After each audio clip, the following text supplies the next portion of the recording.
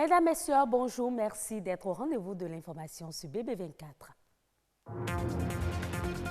De l'argentique au numérique, la photographie a connu des mutations. Une révolution qui impose aux photographes une nouvelle façon d'exercer le métier. Zoom sur ce secteur dans cette édition. Faire de beaux dessins est source d'inspiration. Le dessin a également une dimension artistique et peut même contribuer à redorer l'image culturelle du Bénin. Un spécialiste nous en parle dans ce journal. De nouveaux talents hackés se sont révélés au public le week-end dernier. C'était à l'occasion du championnat national du tir à l'arc. Plus de détails dans cette édition. C'est Arte.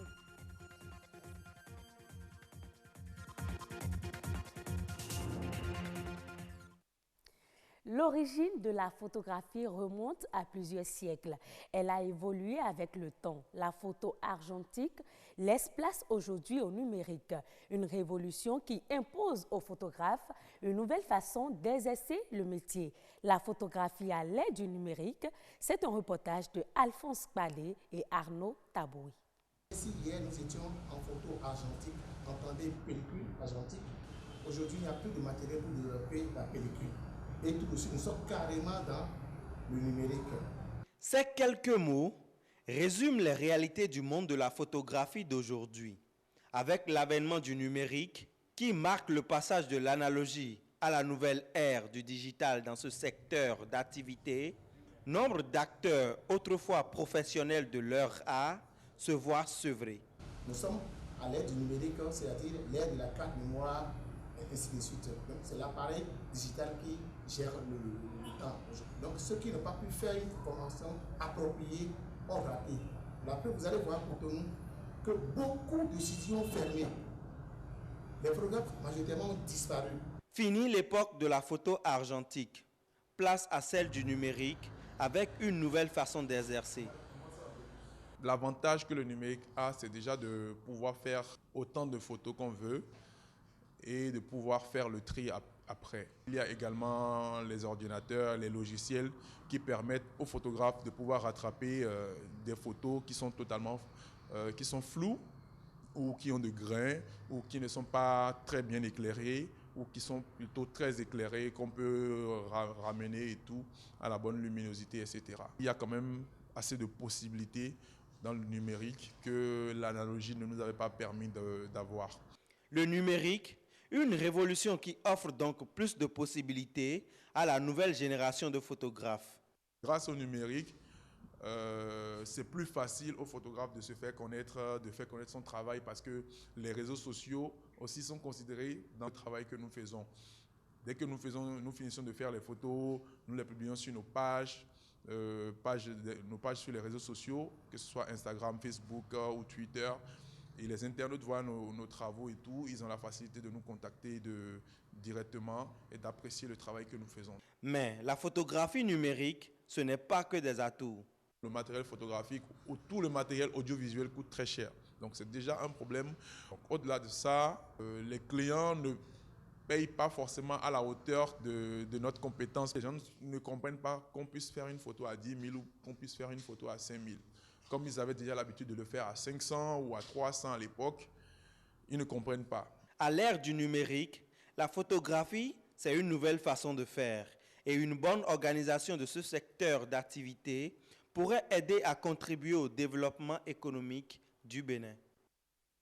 De la photographie, on passe au dessin. Le dessin est défini comme une représentation d'objets, de personnages ou de paysages.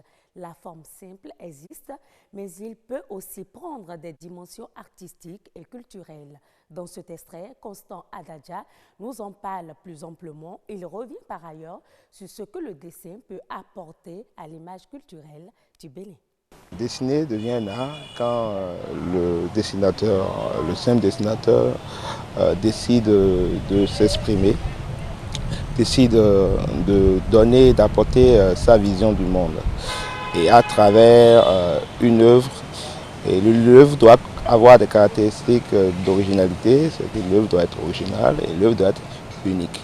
Donc le dessin, le simple dessin qui est des gribouillis et autres, devient un art quand l'artiste singularise cela.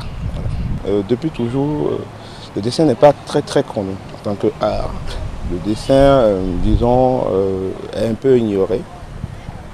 Mais depuis quelques années, ça commence par petit à petit évoluer. Beaucoup de jeunes s'affirment aujourd'hui en tant que dessinateurs. Non seulement ils le font, mais aussi ils essaient quand même de se montrer, d'attirer la lumière vers eux et faire en sorte que ce art qu'est le dessin maintenant aujourd'hui soit reconnu et que ce art soit, disons, mis à la place. À la place qu'on lui doit. Voilà. Bon, nous avons différents types de dessins. Nous avons la caricature, nous avons la bande dessinée, nous avons l'illustration, nous avons les tatoueurs, nous avons la graffiti. Le dessin fait déjà beaucoup pour l'image culturelle, à travers déjà les décors, à travers les bas-reliefs, à travers tout ce qu'on peut trouver dans la ville comme images et autres. Et aujourd'hui, le dessin peut apporter beaucoup parce que c'est le dessin qui illustre tout ce qui est événement, tout ce qu'on décide de transcrire en image, c'est le dessin qui le fait. Et le dessin apporte aussi beaucoup à travers des motifs, à travers la création, le design et autres. Donc le dessin apporte beaucoup à l'image culturelle du Bénin. On parle sport à présent, la 11e édition du championnat national minime, cadet, junior et senior du tir à l'arc s'est tenue le week-end dernier au stade de l'Amitié Générale Mathieu Kérékou avec le sacre des archers de l'Atlantique littoral. Le jeune Emmanuel Siménon a été la grande révélation de cette compétition. Patrick Animanvo, Evra Anani. Orienter sa flèche, tendre la corde de l'arc et faire mouche. Une séance un brin répétitive. Le même tir, encore et encore. Ils n'ont pas le choix. Ils doivent viser juste.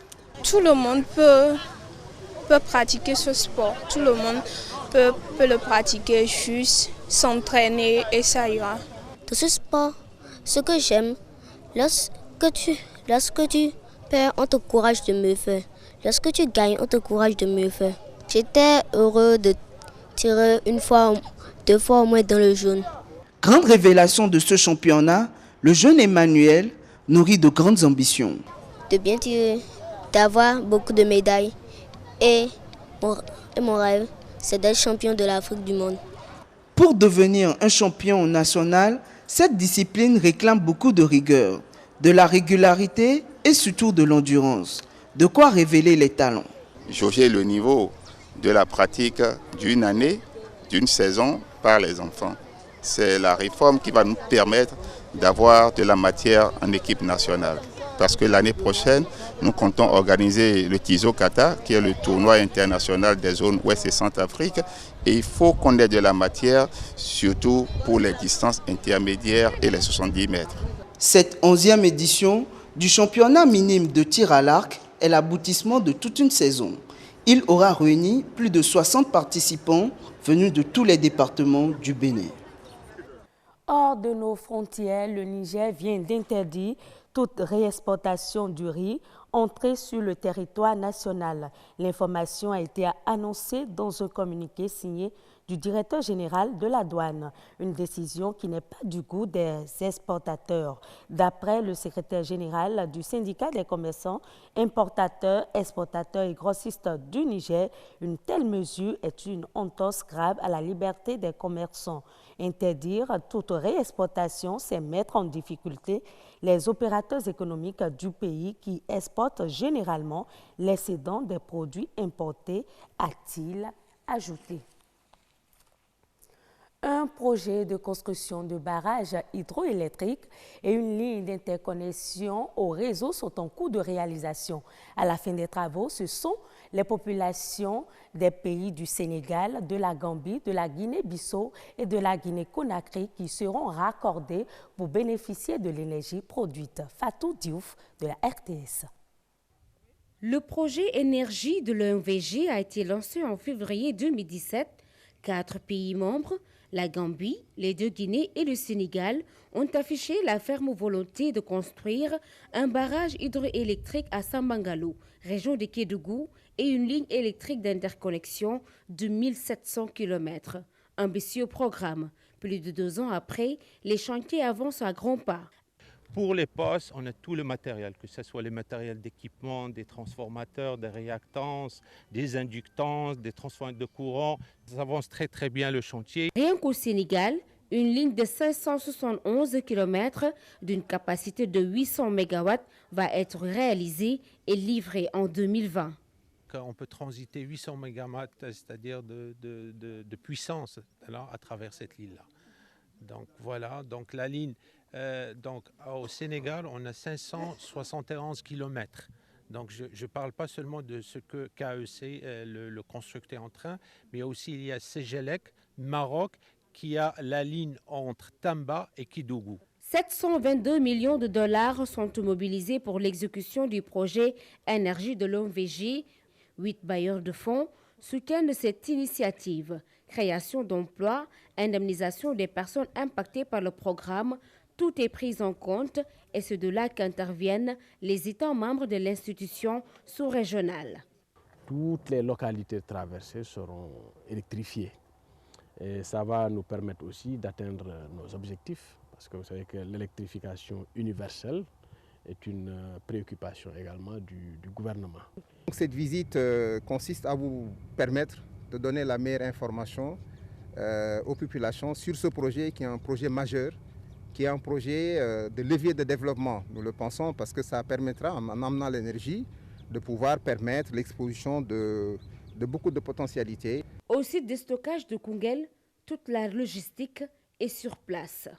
Direction Sinthiou Malem, à 10 minutes de Tambacounda. Sur la ligne 2, 300 pylônes sont déjà installés, une avancée de 50%. Ici, vous êtes sur la ligne L2A, donc qui va partir du poste de Tambacounda jusqu'à Birkilan, là. Dans tous les sites visités, ils ont planté des arbres. Le projet Énergie de l'OMVG respecte et préserve l'environnement des différentes zones ciblées. Ce sera tout pour cette édition. Merci de votre fidélité à la chaîne du développement.